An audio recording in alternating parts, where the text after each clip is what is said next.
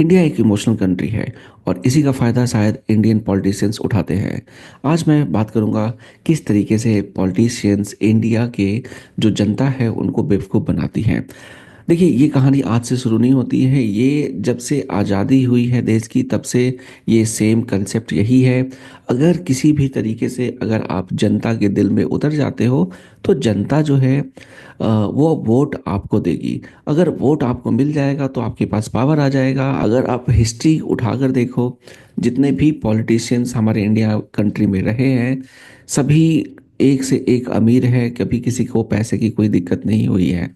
अगर मैं 80s की बात करूं तो आपको पता होगा कि इंदिरा गांधी की मौत के बाद राजीव गांधी जी को 400 से ज़्यादा की सीटें मिली थी, क्योंकि इंडिया इमोशनल है।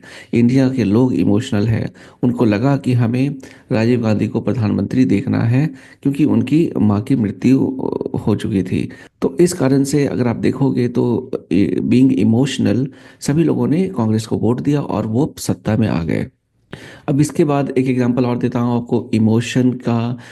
अन्ना हजारे ने जब आपका जो मूवमेंट लेकर आए थे दिल्ली में, तो यहाँ पर उस उन्होंने इस मूवमेंट ने पूरे इंडिया को मतलब इमोशनल कर दिया था और जगह जगह से लोग यहाँ पर पहुँचे थे। यहीं पर अरविंद केजरीवाल जैसे कई सारे लोग भी काफ़ी ज़्यादा पॉपुलर हुए थे। और वहीं से फिर आम आदमी पार्टी का कंसेप्ट भी वहाँ पर निकला था।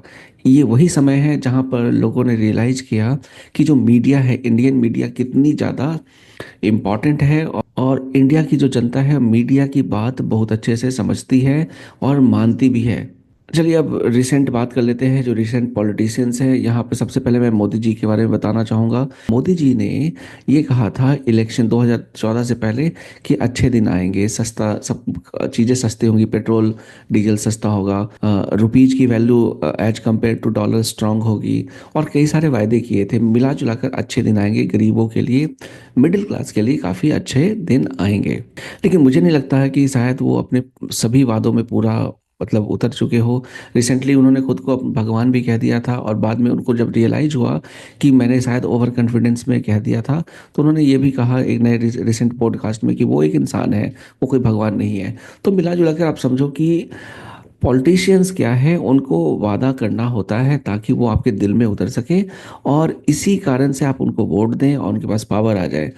मैं ये भी नहीं कहना चाहता हूँ कि मोदी जी गलत थे। देखिए, ये पॉलिटिशियन का शायद काम है कि किसी तरीके से वो आपके दिल में अपनी जगह बनाए ताकि वोट उनको मिले। हाँ, ये मैं जरूर कहूँगा कि उन्होंने सारे वादे पूरे नहीं किए हैं और उनको उन वादों पर भी एक मिडिल क्लास या गरीबों पे भी थोड़ा सा ज़्यादा काम करने की ज़रूरत है।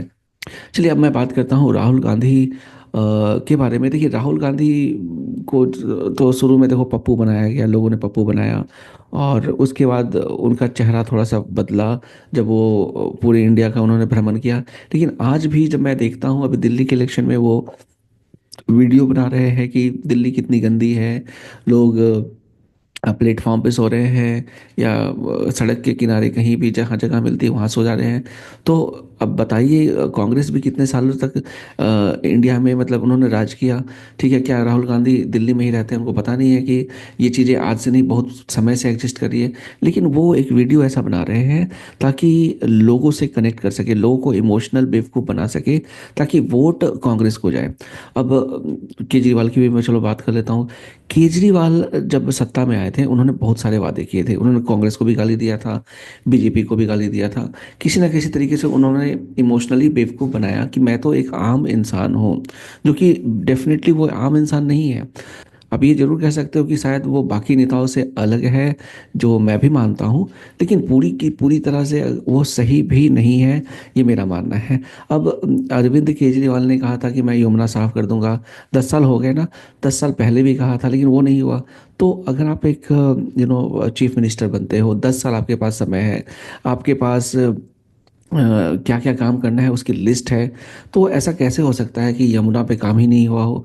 एजुकेशन में चलो मैं मान लेता हूँ कि उन्होंने बहुत अच्छा किया है और ओवरऑल वो शायद दिल्ली के लिए अच्छे भी है, ये भी मैं मानता हूँ।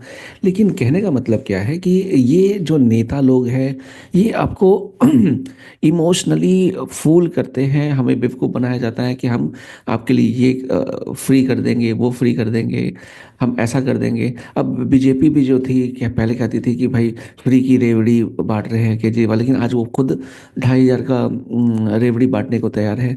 क्योंकि इनके दोस्तों माइंड में सिर्फ यही है कि हमें सत्ता चाहिए, चाहे कैसे भी हो, चाहे नॉर्मल तरीके से हो, चाहे उसको गलत तरीके से हम सत्ता में आ जाए, चाहे पैसे देकर, चाहे पैसे लेकर, कुछ भी हो।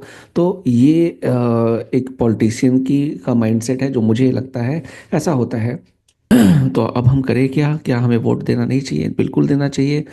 तो देखिए, वोट आप वो उनको दो जो आपका जो कैंडिडेट है, चाहे विधानसभा हो, राज्यसभा हो, जो भी इलेक्शन हो। तो जैसा इलेक्शन है, वहाँ जो कैंडिडेट है उसके पिछले काम को देख के ही वोट दें।